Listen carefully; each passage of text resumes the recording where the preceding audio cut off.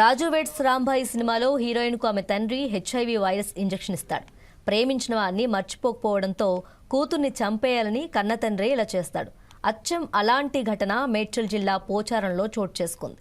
ఇక్కడ విలన్ తండ్రి కాదు, పెళ్లి ఫిక్స్ అయిన యువకుడు. తనతో పెళ్లికి నిరాకరించిన యువతికి యువకుడు హెచ్ఐవి ఇంజెక్షన్ ఎక్కించాడు.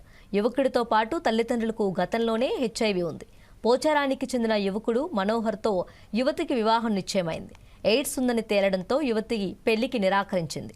ఈ నెల 11న యువతి ఇంటికి వెళ్లాడు మనోహర్. తనను పెళ్లి చేసుకోవాలంటూ యువతిపై మనోహర్ ఒత్తిడి తెచ్చాడు. పెళ్లికి నిరాకరించడంతో బలవంతంగా యువతికి ఇంజెక్షన్ వేశాడు.